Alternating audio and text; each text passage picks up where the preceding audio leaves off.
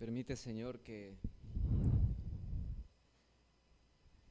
nos maravillemos por la obra que tú has hecho.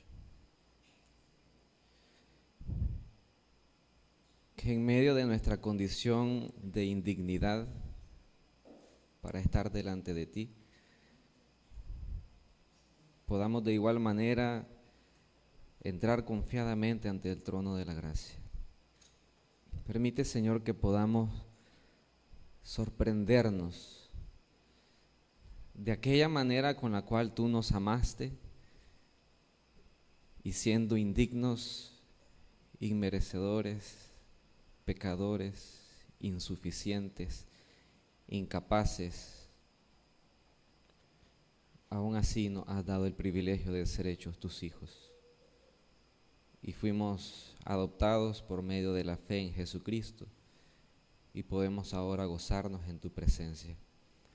Pero que ese gozo no nos haga olvidar cuál es la condición de nuestra carne en la cual aún mora el pecado, y que podamos vivir en esa contrición por nuestras faltas y vivir en el gozo de tu salvación. Permítenos, Señor, que tu palabra nos instruya, ilumine nuestra mente, pero que también nos santifique y llevarnos a vivir en esa obediencia que tú requieres de nosotros, no solo llenando nuestra cabeza de conocimiento, sino llevándonos a ser cada día más y más como Cristo, quien fue obediente hasta la muerte para darnos a nosotros redención y vida eterna. Amén. Se ha dicho en ocasiones anteriores de que la Navidad no es comida, no es luces, no es arbolitos, no es fiesta. Y en una de las frases, digamos, que se mencionó ayer en el culto de Navidad, es que Jesús no vino para instituir una festividad. Jesús vino para morir por nosotros, por nuestros pecados, para darnos salvación. En el pasaje que leímos de Filipenses está contenida lo que es la teología de la Navidad. El objetivo por el cual Jesús vino a nacer en este mundo. Ciertamente lo celebramos como el nacimiento de un bebé en un pesebre en Belén, y esa es la imagen que se refleja en muchas ocasiones y es una imagen correcta. Pero no era nada más el nacimiento de un bebé, era la venida de Dios mismo a este mundo. Era la encarnación de Dios mismo en forma humana. Decía Charles Spurgeon que en el mundo hubo un pesebre, pero en el pesebre había algo más grande que el mundo, y ese era Dios mismo. Por eso es que su nombre habría de ser llamado Emmanuel. Emmanuel es Dios con nosotros. En cuanto a este asunto de Jesús, Juan empieza escribiendo diciendo que en el principio era el Verbo. Y Juan utiliza un juego de palabras que ninguno de nosotros tiene capacidad de entender completamente.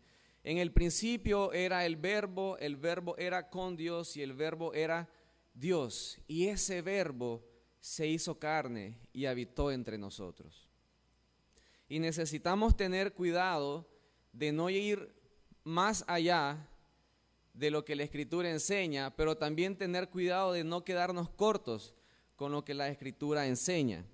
Y ese es un riesgo no de ahora, sino que es un riesgo que siempre ha existido. El riesgo es sobreenfatizar en la humanidad de Jesús, reduciendo su divinidad, o de sobreenfatizar su divinidad, reduciendo su humanidad. Y existe un peligro en ambos extremos. Cuando Jesús estaba en discusiones con los fariseos le dicen, ¿te crees tú acaso mayor que nuestro padre Abraham? Y Jesús en su momento responde, antes que Abraham fuese, yo soy. Y de esa manera Jesús está diciendo, yo soy Dios. De la misma manera que cuando Moisés le dice, ¿y qué le dice a Jehová? Le dice, ¿y qué voy a decirle al pueblo? Diles que el yo soy te ha enviado. Esa es la misma palabra que Jesús emplea para decir yo soy. Yo soy Dios. Y Jesús está entonces afirmando ser Dios mismo.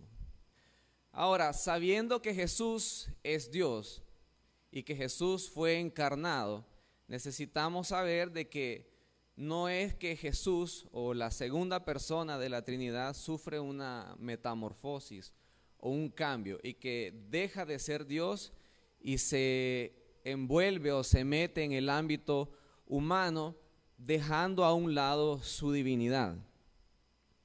En teología, esto es lo que se conoce como la unión hipostática, donde la naturaleza divina es unida en una sola persona, que es Cristo, con la naturaleza humana.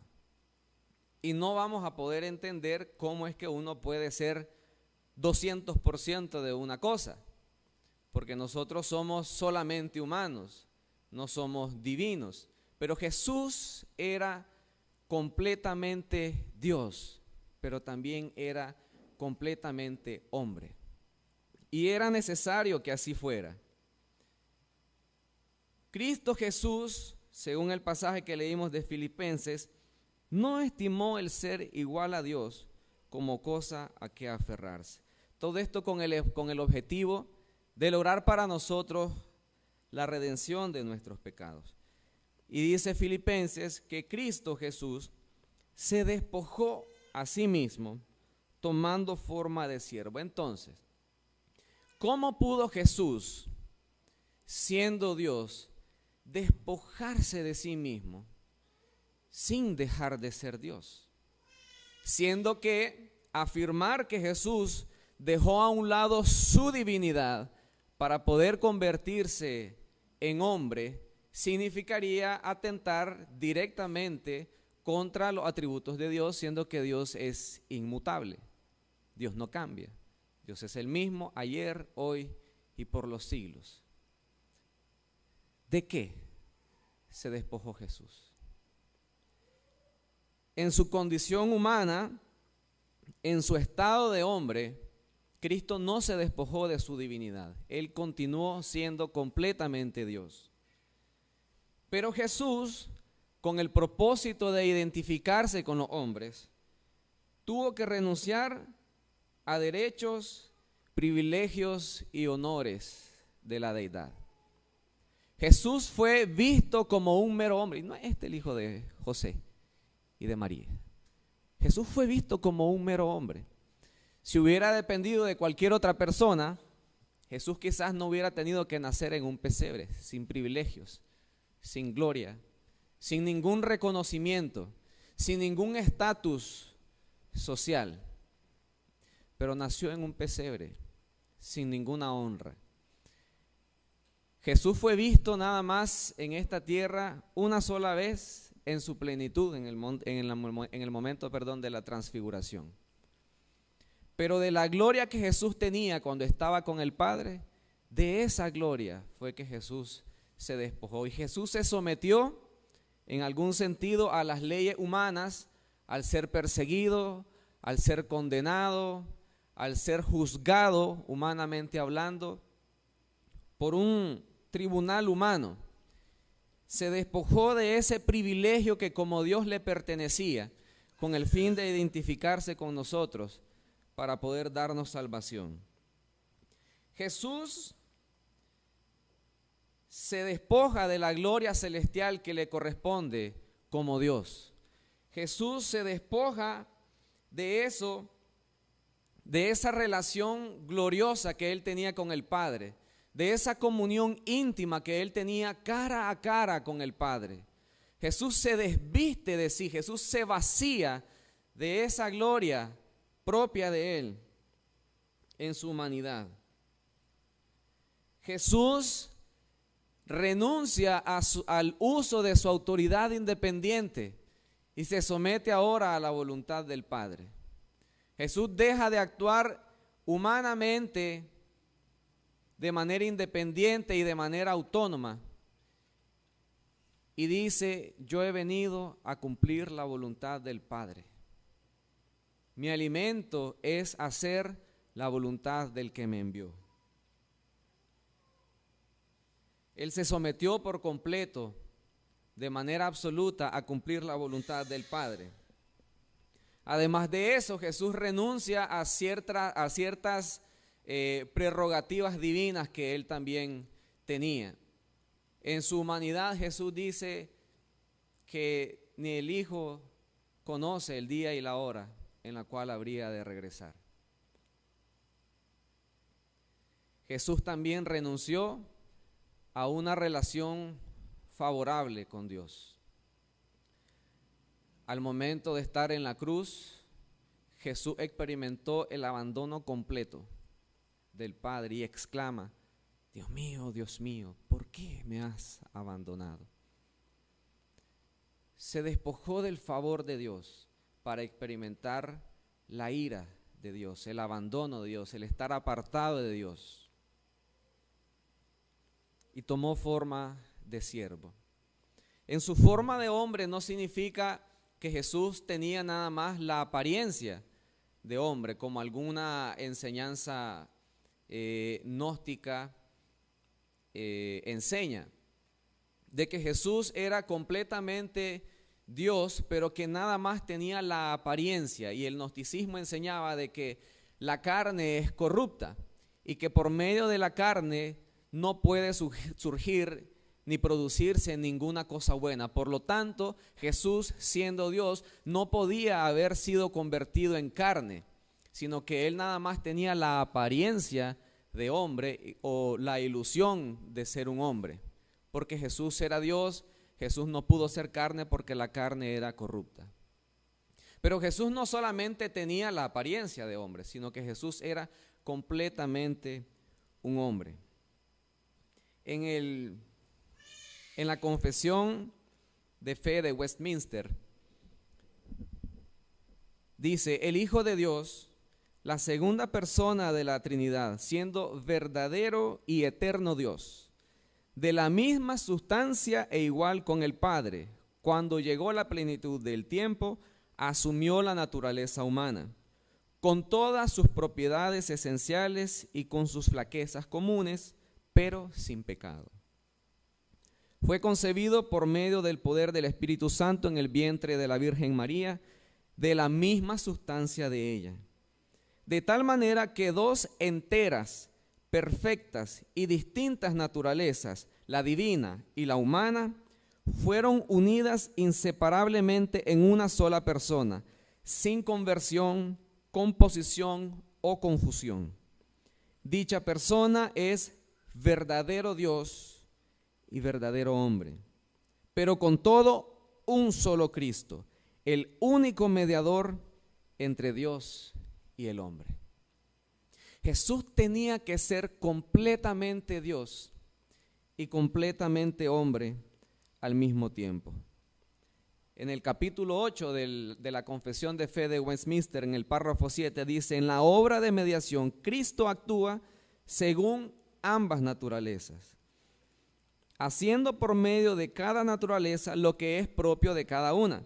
Sin embargo, en razón de la unidad de la persona, aquello que es propio de una naturaleza, algunas veces en la Escritura se le atribuye a la persona denominada por la otra naturaleza. Jesús tuvo que ser Dios porque era la única manera en la que nosotros pudimos tener acceso a la reconciliación con el Padre. Tuvo que ser completamente Dios porque era la única forma en la que nosotros podíamos tener restauración de la comunión con el Padre. Y Jesús tuvo que ser completamente hombre para poder ser el sustituto perfecto por nuestras transgresiones y por nuestros pecados. Jesús no podía ser más Dios que hombre ni más hombre que Dios. Jesús era completamente Dios y completamente hombre. En el Catecismo Mayor de Westminster, en el número 36, ¿quién es el mediador del pacto de la gracia? El único mediador en el pacto de gracia es el Señor Jesucristo, quien siendo el eterno Hijo de Dios, de la misma sustancia e igual con el Padre, se hizo hombre en la plenitud del tiempo, y así era y continúa siendo Dios y hombre en dos naturalezas completamente distintas y una sola persona para siempre. Eso es lo que hace que Jesús sea el único capaz de ser el mediador de nuestra reconciliación con el Padre. El único capaz. Pregunta 37. ¿Cómo Cristo, siendo Hijo de Dios, se hizo hombre? Cristo, el Hijo de Dios, se hizo hombre, tomando para sí mismo un cuerpo verdadero y un alma racional, siendo concebido por el poder del Espíritu Santo en el vientre de la Virgen María, de una sustancia y nacido de ella, pero sin pecado. 38. ¿Por qué era necesario que el mediador debía ser Dios? Era necesario que el mediador debía ser Dios para que él pudiera sostener y conservar la naturaleza humana de sucumbir bajo la ira infinita de Dios y bajo el poder de la muerte, dar mérito y eficacia a sus sufrimientos, obediencia e intercesión, y satisfacer la justicia de Dios, procurar su favor, comprarse un pueblo especial, darle su espíritu, conquistar a todos sus enemigos y llevar a su pueblo a la salvación eterna. ¿Por qué era necesario que el mediador fuese hombre? Era necesario que el mediador fuese hombre para que pudiera asumir nuestra naturaleza, rendir obediencia a la ley y sufrir e interceder por nosotros en nuestra naturaleza, identificarse con nuestras debilidades para que recibamos la adopción de hijos y tener el consuelo y acceso con confianza al trono de gracia. Pregunta 40. ¿Por qué era necesario que el mediador fuese Dios y hombre en una sola persona? Era necesario que el mediador, quien reconciliaría a Dios y el hombre, fuese Dios y hombre en una sola persona, para que las obras propias de cada naturaleza pudieran ser aceptadas por Dios a nuestro favor, confiando en ellas como obras de toda la persona.